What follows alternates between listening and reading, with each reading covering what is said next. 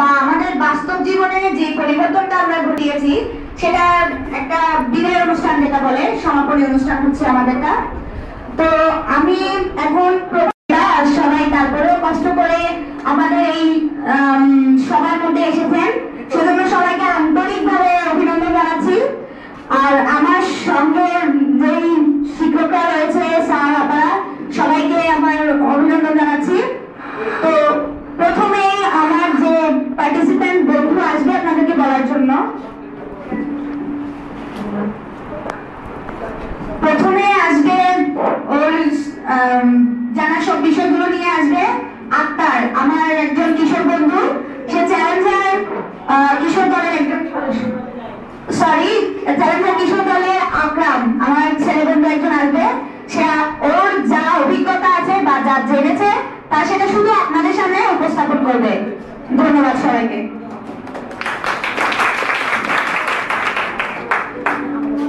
আসসালামু আলাইকুম সবাইকে। আমার নাম মোহাম্মদ আকরাম হোসেন মোল্লা। আমি চ্যালেঞ্জার কিশোর দলের একজন সদস্য। আমরা দীর্ঘ 9 মাস ধরে আমাদের বড়বাদের সাথে মিটিং করেছি। আমরা 9 মাসে 9টি জিনিস জেনেছি। আমরা সেই 9টি জিনিস থেকে আপনাদেরকে একটি জিনিস জানাতে চাই। 9 মাস আগের কথা, যেমন আমার জীবনের কথা আমি বলতেছি। আমরা 9 মাস আগে অনেক ছেলে অনেক মেয়েদেরকে বিরক্ত করতাম, যেমন মোবাইল নাম্বার নিয়ে ওদেরকে মোবাইলে বিরক্ত করতাম বা দিন ছেড়ে করতাম।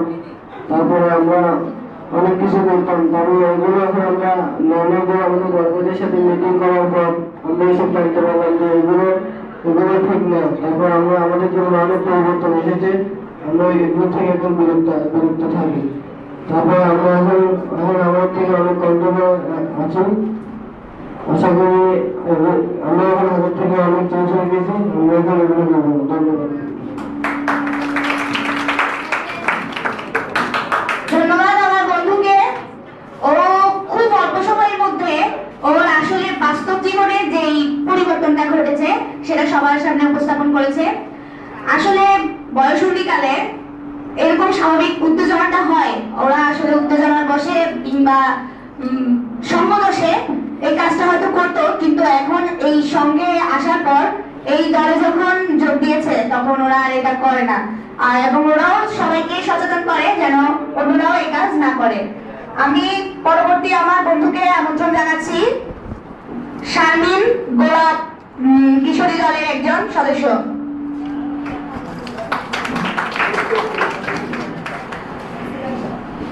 গোলাপ কিশোরী দলের থেকে আমি সবাইকে শুভেচ্ছা এবং সালাম জানাচ্ছি। আমার নাম শারমিন আক্তার। আমি গোলাপ কিশোরী দলের থেকে গিয়ে 9টা বিষয় নিয়ে আলোচনা করেছি। সেখান থেকে আমি একটা বিষয় নিয়ে আলোচনা করব, তা হলো আমিও আমার পরিবার। আমি বড়, আমার ভাই ছোট, আমরা 2 ভাই বোন। আমার মা আমাকে স্কুলে পড়াইছেন ক্লাস 3 পর্যন্ত, আমাকে আর পড়ায় নাই। আমার ভাইকে এখন স্কুলে পড়ায়। আমি মেয়ে বলে আমাকে বাসায় রেখে দেয়, কেননা মেয়েরা স্কুলে এত পড়তে হয় না। কিন্তু আমার ইচ্ছা করে আমি একদিন অনেক বড় হব, নিজের পায়ে দাঁড়াবো, কিন্তু আমার সেই ইচ্ছাটা পূরণ হলো না। আমি এই গোলাপ কিশোরী দলে এসে আমি সবকিছু জেনে আমি আমার মাকে বুঝালাম, ছেলেরা যা পারে মেয়েরাও তা পারে। আমি চাই ছেলেরা যতটুকু অধিকার মেয়েদেরও তা অধিকার। আমি আমার মাকে বললাম আমি স্কুলে আবার যাব, পড়াশোনা করব। আমার ভাই খেলতে পারলে আমি কেন খেলতে পারবো না? সে বাজারে গেলে আমি কেন যেতে পারবো না? সে কোথাও বেড়াতে গেলে আমি কেন বেড়াতে যেতে পারবো না? আমারও ইচ্ছা করে আমি কোথাও বেড়াতে যাই, বাজারে যাই, খেলাধুলা করি, কিন্তু আমার মা আমাকে কোথাও যেতে দেয় না। বাসায় কাজে আমার মার সাথে রাখে। আমার মা বলে মেয়েরা এত পড়ালেখা করার প্রয়োজন নেই, মেয়েদেরকে কয়দিন পরে বিয়ে দিয়ে শ্বশুর বাড়িতে চলে যেতে হবে, কেননা তাদেররা যদি কাজকর্ম না পারে তাদেরকে তো শ্বশুর বাড়ি থেকে চলে যেতে হবে, সেজন্য তোমাকে কাজ শিখতে হবে। আমার একদিন মেলা হচ্ছিল, তখন আমার ভাইকে আমার বাবা মেলাতে নিয়ে যাচ্ছে। তখন আমার ইচ্ছা করছিল আমি মেলাতে যাব, কিন্তু আমার মা বলছে মেলাতে যেতে হবে না, আমার বাবা আমাকে নিয়ে যেতে চায়, কিন্তু আমার মা দেয় না। আমি আমার বাবাকে বললাম, আমি আমার মাকেও বললাম আমি মেলায় যেতে চাই, কেন আমি গোলাপ কিশোরী দলে গিয়ে আমার আন্টিরা বলছে যেখানে যেতে ইচ্ছা করে, মা ভাইদেরকে যেখানে নিয়ে যাবে সেরকম বোনদেরকেও সেদিকে নিয়ে যেতে হবে। কেন বাংলাদেশে এখন সবচেয়ে থেকে এগিয়ে আছে নারীরা, তো কেন না নারীরা সব জায়গায় যেতে পারে। আজকাল নারীরা অনেক কিছু করতে পারে। সে যদি মেট্রিক পাস করতে পারে, সে নিজের কলেজের খরচও চালাতে পারবে, সংসারে কিছু টাকাও দিতে পারবে। ধন্যবাদ। ধন্যবাদ আমার বন্ধুকে। আমি ওর সাথে পুরোপুরি একমত। আসলে মেয়েরা সুযোগের অভাবে কিন্তু মেয়েরা এখনো পিছিয়ে আছে, কিন্তু সুযোগ পেলে মেয়েরাও কিছু করতে পারে। আচ্ছা, যাই হোক, আমরা চাইবো যে এখন থেকে আমাদের পরিবারের কিংবা আমাদের সমাজের কোনো পরিবারের কোনো মেয়েকেই যেন এভাবে বৈষম্যতার সম্মুখীন হতে না হয়। ধন্যবাদ। এখন আমি আমন্ত্রণ জানাচ্ছি আমার গ্রুপের একজন বন্ধুকে। সভাপতি ছিল আমাদের শিল্পী আপু। প্লিজ।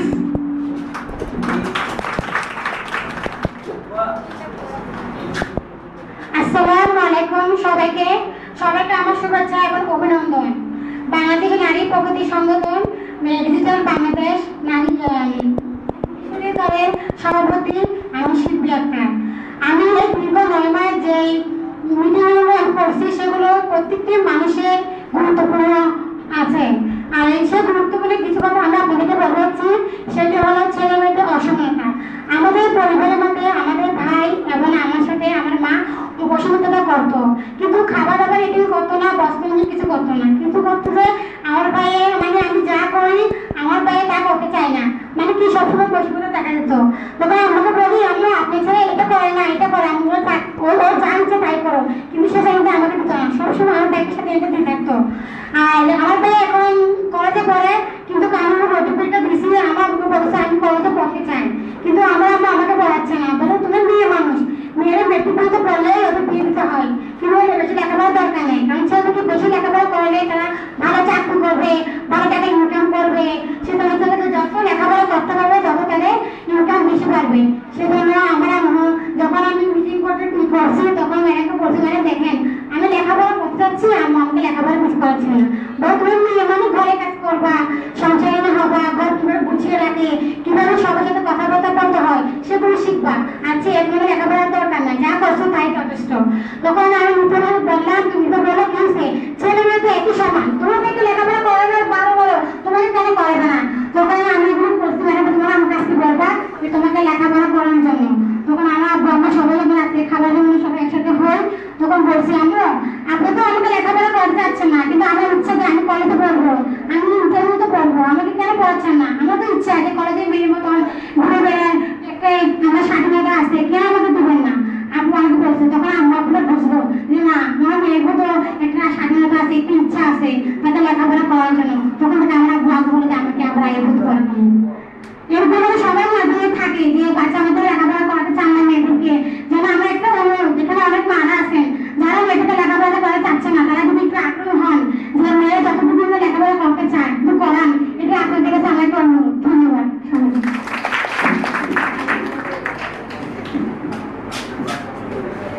ধন্যবাদ। এখন আমি আমন্ত্রণ জানাচ্ছি আমার এক ছেলে বন্ধু চ্যালেঞ্জার কিশোর দলের জামাতুল।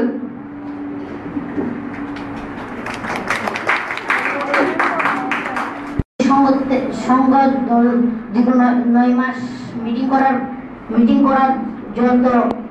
যত কাজ আমরা শিখেছি, তাতে একটি বিষয় আমি আপনাদেরকে জানাবো, তার নাম হয়েছে বাল্য বিবাহ। আমরা জানি মেয়েদের 18 বছর আগে ও ছেলেদের 21 বছর আগে বিয়ে হওয়া বাল্য বিবাহ বলে। বাল্য বিবাহ এমন জিনিস যে মেয়েদের পক্ষে একবারে অসমতা। মেয়েদের যে জিনিসগুলি কাজে লাগে তাদের লেখাপড়া এবং বিভিন্ন কাজকর্ম তারা নিজের একান্তভাবে করতে পারে না। বাল্য বিবাহ তাদের মায়েরা তাদের তাড়াতাড়ি বিয়ে দিতে চায়, কিন্তু আসলে কথাটা ঠিক, কিন্তু স্বামী ভালো মেয়ের স্বামী ভালো থাকলে অবশ্যই মায়েরা চাবে তাদের মেয়েদেরকে বিয়ে দেওয়ার জন্য।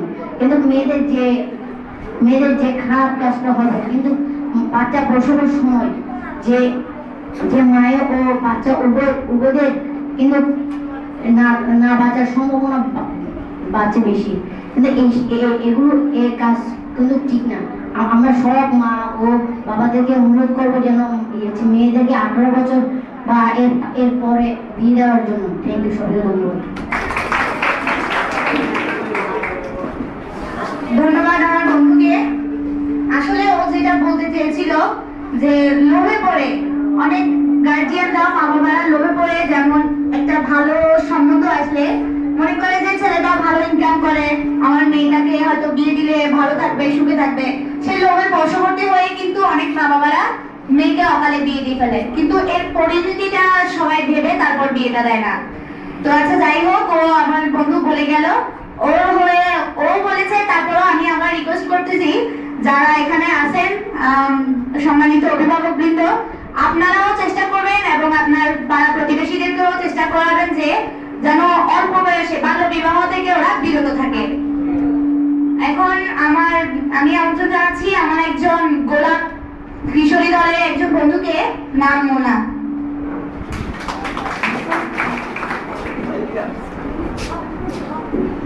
ধন্যবাদ সবাইকে। বাংলাদেশ নারী প্রগতি সংগঠনে গোলাপ কিশোরী সংগঠনের পক্ষ থেকে আমি মোনা বলছি। সবাইকে শুভেচ্ছা ও সালাম জানাচ্ছি। আমি গোলাপ কিশোরী সংগঠনে গিয়ে 9টি বিষয় নিয়ে আলোচনা করেছি। তার মধ্যে একটি বিষয় হচ্ছে ছেলে মেয়ের অসমতা। এটি আমি আপনাদের কাছে তুলে ধরতে চাই। ছেলে মেয়ে অসমতা মানুষের সৃষ্টি। মানুষরা ছেলে মেয়ের মধ্যে অসমতা সৃষ্টি করে। আমি অনুরোধ জানাচ্ছি ছেলে মেয়ের মধ্যে অসমতা না করার জন্য। আমি একদিন আমার আন্টির বাসায় গিয়েছিলাম। তখন দেখেছি আমার আন্টি তার ছেলেকে একটি দামি পোশাক কিনে দিয়েছিল, কিন্তু তার মেয়েকে কিনে দিয়েছিল অল্প দামি কাপড়। তখন আমি আমার আন্টির থেকে জিজ্ঞেস করলাম, আন্টি আপনি আপনার ছেলেকে দামি কাপড় কিনে দিয়েছিলেন কেন? কিন্তু আমার আন্টি বলল, ছেলেরা তো বাইরে যায় কিন্তু মেয়েরা বাইরে যায় না। তো আমি বললাম, আমি গোলাপ কিশোরী সংগঠনে গিয়ে 9টি বিষয় নিয়ে আলোচনা করেছি। ওটার মধ্যে ছেলে মেয়ে অসমতা নিয়ে আমি আপনাকে কিছু বলতে চাই। তখন আমি আমার আন্টিকে যখন ছেলে মেয়ের অসমতা নিয়ে বলেছি, তখন আমার আন্টি এসব বিষয় নিয়ে বুঝতে পেরে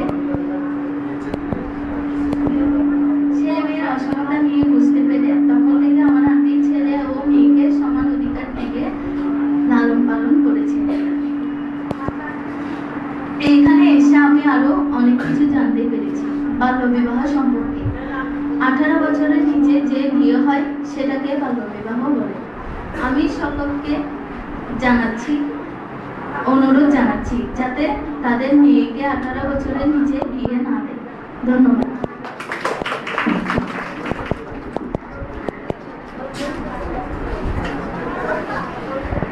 ধন্যবাদ আমার বন্ধুকে। এখন আমি আমন্ত্রণ জানাবো আমার চ্যালেঞ্জার কিশোর দলের একজন বন্ধুকে, রাসেল। প্লিজ সবাই একটু, যখন ওরা কিছু বলতে আছে ওদেরকে উৎসাহ দেওয়ার জন্য একটু হাতে তালি দিলে ভালো হয়।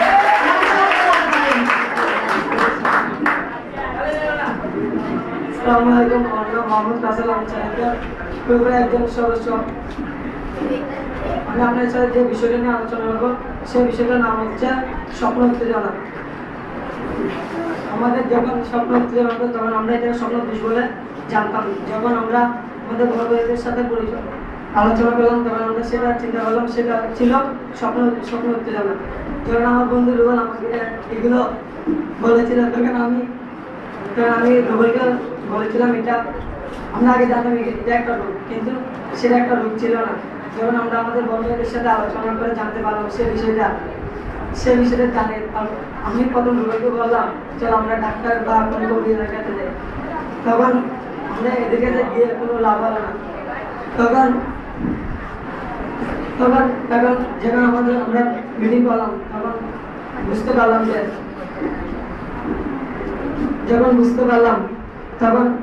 তখন আমরা জানলাম স্বপ্ন উত্তেজনা এটা কোনো বিষয় নয়। যখন এটা বয়সসন্ধি এগুলো সবার হয়ে থাকে তখন আমরা আস্তে আস্তে চিন্তা করলাম যে এগুলোর জন্য কোনো চিন্তা করে লাভ না। এগুলো বয়সসন্ধিগুলো যেটা হওয়ার সেটা হবে, আর এটা বয়সসন্ধিগুলো হতে এটা আবার মাঝখান থেকে কমে যাবে।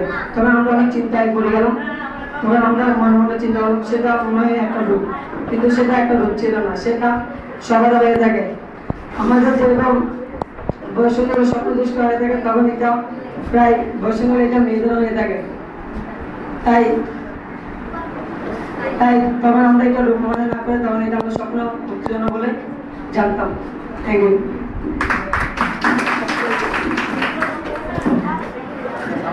সবাইকে শুভেচ্ছা। এতক্ষণ আমরা কিশোর কিশোরীদের অনেক তাদের অভিজ্ঞতার কথা শুনলাম। এখন আমরা তাদের মধ্য থেকে তাদের একজন অভিভাবকের সাথে কথা বলবো। তারা এতদিন যে আমাদের সাথে মিটিং করলো কিংবা এত কিছু জানছে, তার প্রভাবটা তারা পরিবারে কিভাবে পড়েছে সেই বিষয়টাই আমরা আজকে একজন অভিভাবকের কাছে জানবো। সে হচ্ছে আমাদের বকুল আপা। বকুল আপা এখন আপনাদের কাছে কিছু বলবেন।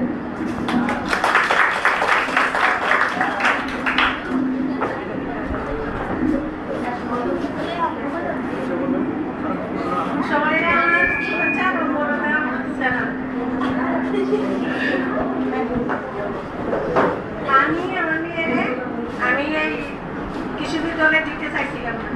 আমার মেয়েকে আমার না জানাই দিকে ভর্তি করছি। তারপরে কিছুদিন পরে আমার মেয়েকে মানা করলাম এটাতে যাবে না। তারপরে আমার মেয়ে আমাদের পড়াইয়া শুনাইছে, আমি এটা দেখছি ভালো দেখি। তারপরে আমার মেয়ে এটা করছে, এখন আমার মেয়ে আমার সাথে এরকম ফিল হয়েছে, কিন্তু আমরা মা মেয়ে বান্ধবীর মতো। আমার মেয়েও কিছু লুকায় না, আমিও আমার মেয়ের সাথে কিছু লুকাই না। আমাদের পরিবারের মধ্যে কোনো আমার মেয়ে আমাকে সব খুলে বলে, আর এটাতে আসাতে আমার মেয়ে অনেক কিছু শিখছে, অনেক কিছু জানছে। আমার আর কিছু বলার নাই। ডাক্তার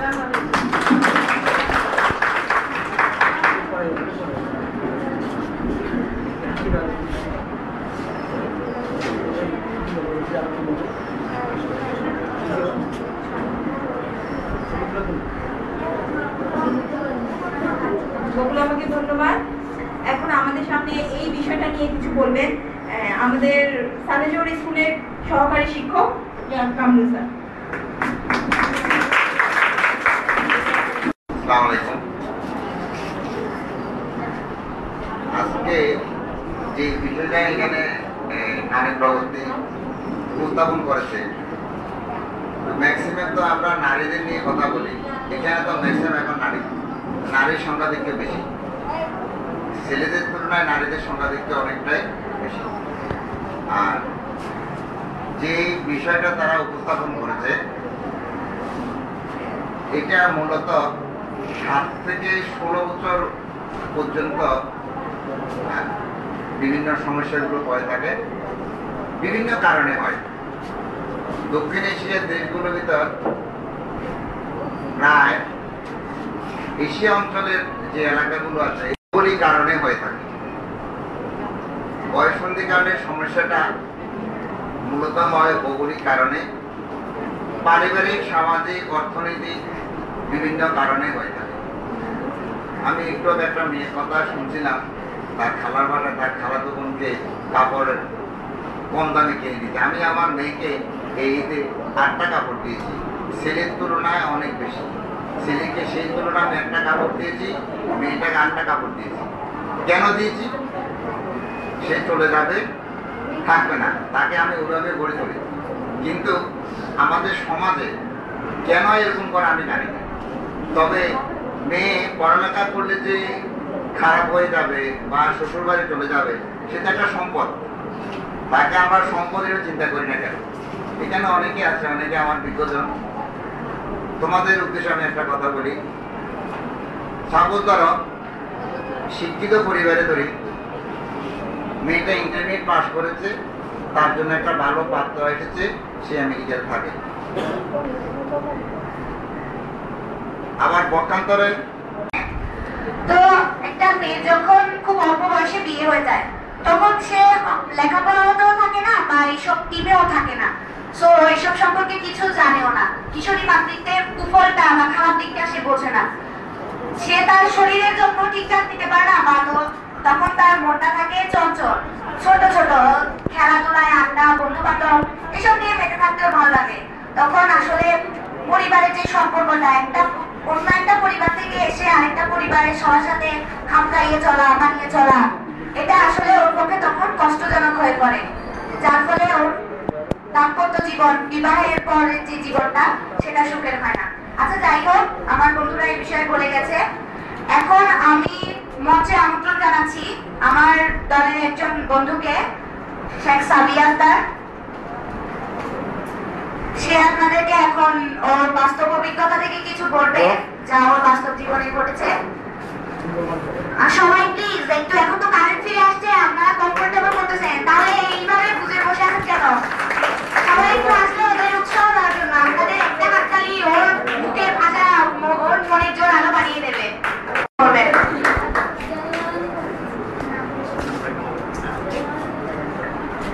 সুপ্রিয় শ্রোতা, আসসালামু আলাইকুম। আমি বাংলাদেশ নারী প্রগতি সংঘ কিশোরী দলের একজন সদস্য। আমার নাম শেখ সাবিয়া আক্তার।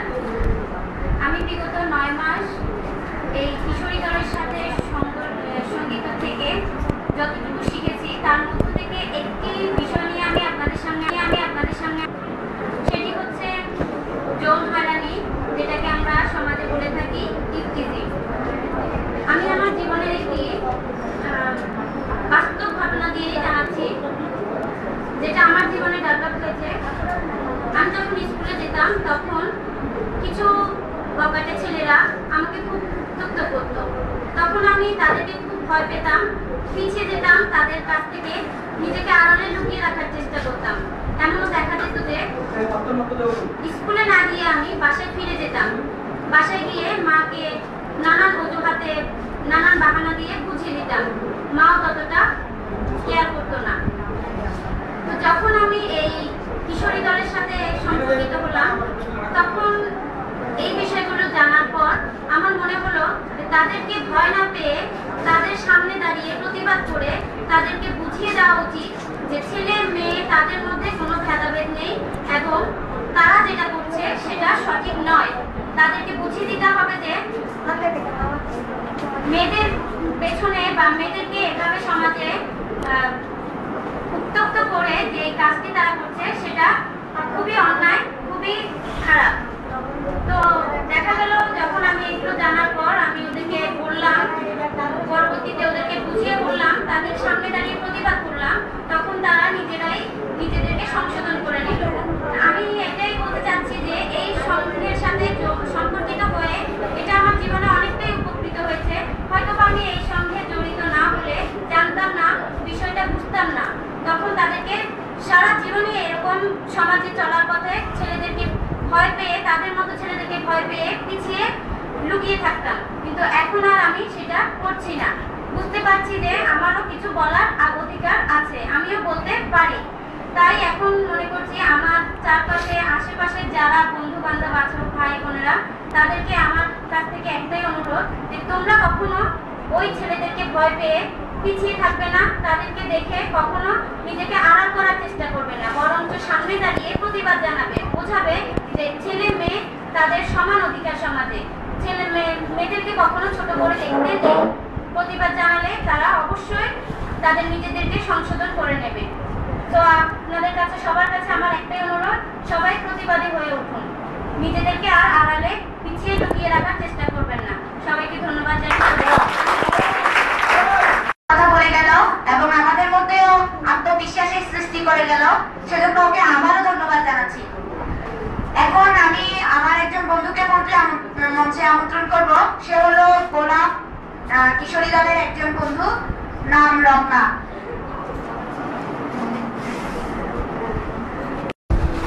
গোলাপ কিশোরী দল থেকে সবাইকে শুভেচ্ছা জানাচ্ছি। আমার নাম রত্না।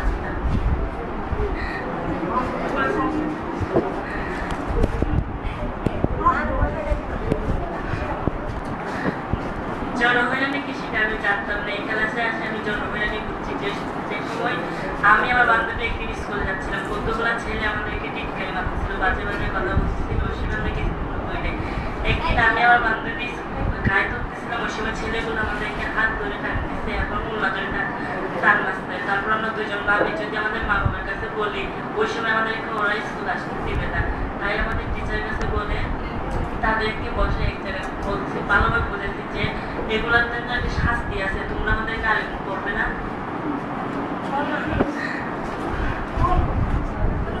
করে নাই, ওরা আমাদের সাথে ভালোভাবে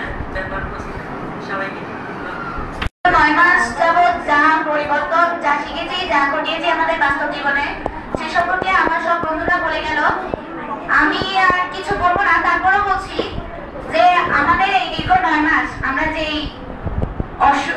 অসুখ করবো না, যে এই সমস্যাগুলো সম্পর্কে জেনেছি বা এগুলোর সমাধান খুঁজে পেয়েছি, সেগুলো আমাদের জীবনে সত্যিই খুব কাজে লেগেছে। সেজন্য আমরা খুবই উপকৃত। আর সেটার মূলে রয়েছে এই বাংলাদেশ নারী প্রগতি সংঘ।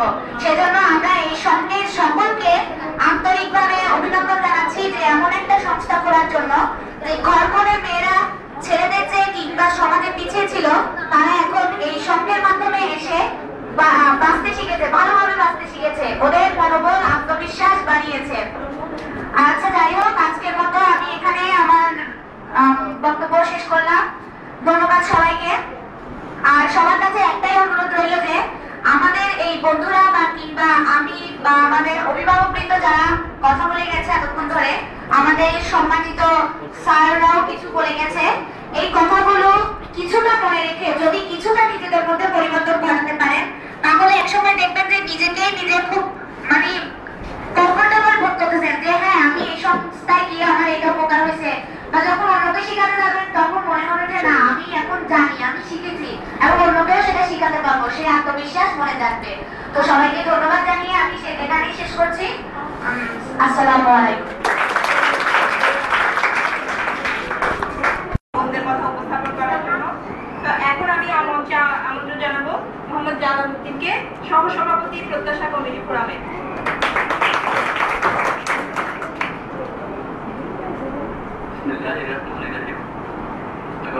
আজকে সমাপনী অনুষ্ঠান শরীর আমার সমাজে কিশোর কিশোরী ভাই বোনদের আজকের অনুষ্ঠানে আপনারা যে শিক্ষাটা নিয়েছেন, আসলে আপনাদের পরিবর্তন আসছে।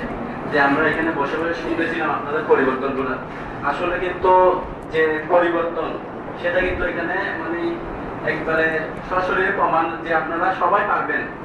এখানে অনেকজন হয়তো সুযোগ পাচ্ছে না, সময়ের অভাবে দিতে পারতেছে না, ঠিক আছে, কিন্তু আপনাদের মধ্যে যে পরিবর্তনগুলো আসছে, এখানে সে দাঁড়িয়ে কথা বলা, সেটা কিন্তু অনেক বড় ব্যাপার একটা। এখানে সবাই কিন্তু এভাবে বলতে পারে না। তো আশা করি আপনাদের শিক্ষাটা খুবই সফল হয়েছে। সেজন্য আমি বিএনপিএসকে অত্যন্ত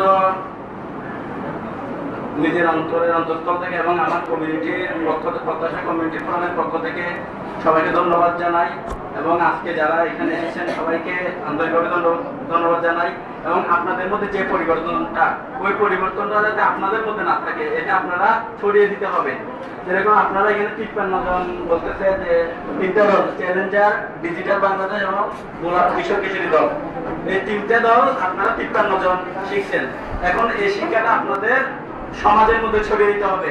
যেরকম একজনে যদি আমরা 3 জন করে শিখাতে পারি, তাহলে গ্রুপটা বাড়বে আস্তে আস্তে। যেরকম আপনারা অনেকগুলো পরিবর্তন আসছে বলতেছেন, 9 মাসে 9টা বিষয়, 1 মাসে যদি একটা বিষয় হয়ে থাকে, সেটা কিন্তু অনেক বিস্তারিতভাবে আপনাদের মধ্যে আলোচনা হয়েছে। 1 মাসে একটা বিষয় আলোচনা হয় কিন্তু খুব অল্প না, এটা 1 মাসে একটা অনেকগুলো বিষয় আলোচনা হয়েছে।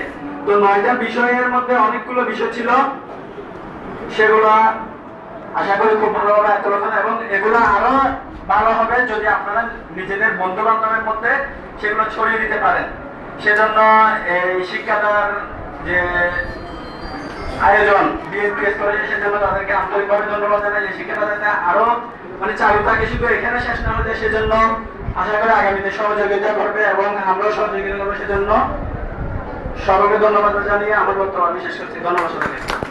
আহ্বায়ক আলহাজ সাইদুল হক স্যার।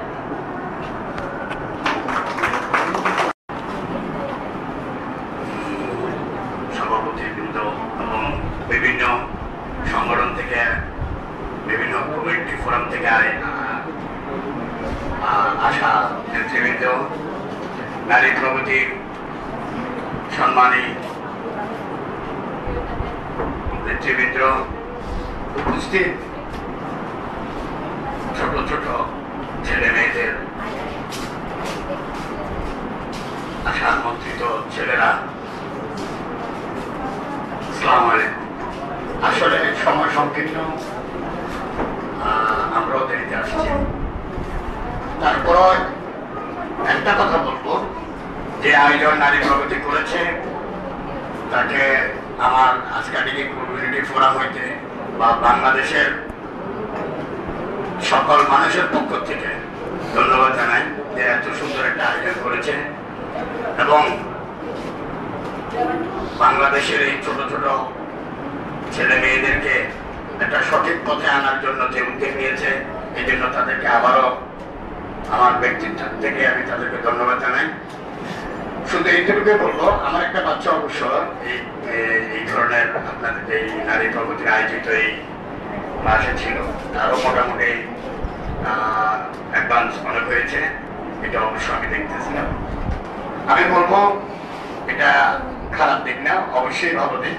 আপনারা যারা আছেন, কারণ আমার আগে যারা বলে গেছে তারা সবাই সঠিক কথাই বলে গেছে। আমিও বলবো যে আপনারা যারা আজকে এখানে জড়িত হয়েছেন বা যারা আছেন তারা আরো বেস্ট, আরো আপনাদের বন্ধু বান্ধব যারা আপনাদের ক্লাসে যাওয়া বা আপনাদের পাশাপাশি যারা আছেন সবাইকে নিয়ে একত্রিত করে সবাই এইভাবে জড়িত হয়ে ভালো হন, সুস্থ থাকুন, সুন্দর হন, এটি আমার কামনা। আমাদের আজকের অনুষ্ঠান, আমি কি দক্ষতা জানাই আজকে এই অনুষ্ঠানে যারা অংশগ্রহণ করেছেন, বিশেষ করে আমাদের কমিউনিটি নেতৃবৃন্দ, বাংলা থেকে আগত এবং আজকাল থেকে কাশিমপুর থেকে আগত নেতৃবৃন্দ এবং এছাড়া অভিভাবকবৃন্দ, বিভিন্ন দূর থেকে আমাদের অভিভাবকরা এসেছেন, সাথে তোমরা যারা কৃষি এখানে উপস্থিত হয়েছে সবাইকে সম্মানের পক্ষ থেকে ধন্যবাদ জানাচ্ছি। এই মুহূর্তে আমাদের কমিউনিটি নেতৃবৃন্দ দুইজন স্বশাস্ত্রে গিয়ে দিয়ে আসবেন। আমি সমস্ত কমিউনিটি নেতৃবৃন্দকে কিশোর দলের জেলার কিশোর দলের সভাপতি, কিশোর দলের সভাপতি এবং ডিজিটাল বাংলাদেশ কিশোর দলের সভাপতিকে অডিয়েন্সে আসার আহ্বান জানাচ্ছি আমি, এবং আমাদের নেতৃবৃন্দ যারা আছেন সকলে বইগুলো তুলে দেওয়ার জন্য অনুরোধ জানাচ্ছি।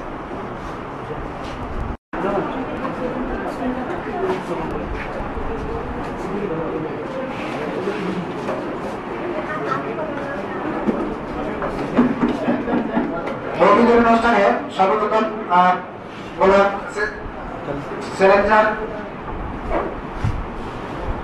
ডিজিটাল বাংলাদেশ কিশোরী দলের সভাপতি শিল্পী আক্তার আমাদের নেতৃবৃন্দের কাছ থেকে বই গ্রহণ করছেন, সাথে একটি ক্যালেন্ডারও।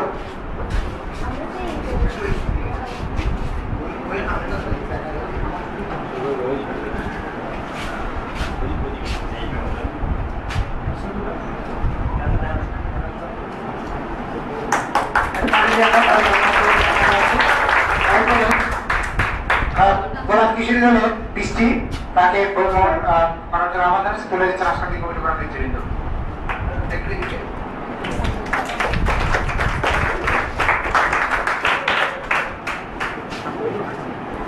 এরপরে চ্যালেঞ্জার কিশোর দলের সভাপতি আকরাম তার বই গ্রহণ করছেন আমাদের নেতৃবৃন্দের হাত থেকে।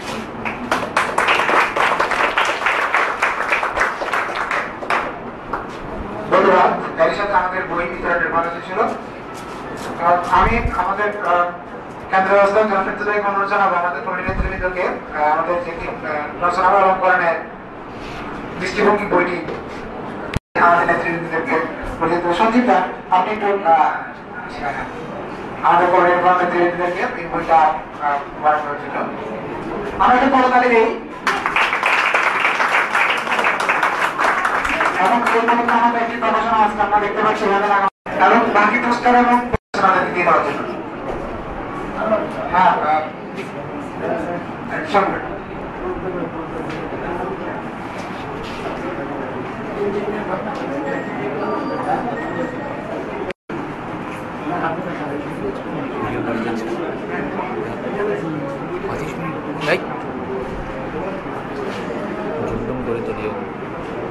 আমি একেবারে আজকের অনুষ্ঠানের সমাপ্তি ঘোষণা করার জন্য আমাদের ক্ষেত্রে অনুরোধ জানাচ্ছি।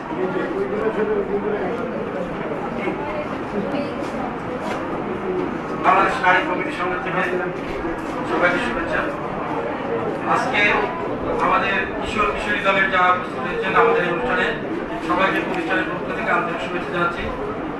যে সকল কমিটি ফোরামের নেতৃবৃন্দ আমাদের অনুষ্ঠানে উপস্থিত হয়ে আমাদেরকে সহযোগিতা করেছেন অভিনন্দন জানাচ্ছি এবং অনুপ্রেরণা যোগাইছেন সবাইকে ধন্যবাদ। ধন্যবাদ আমার সহকর্মী বৃন্দকে, এখানে সবাইকে আমাদের প্রতিবেদনের পরে আমরা নিচে দিয়ে আমাদের অনুষ্ঠানের তৈরি গোপন হবে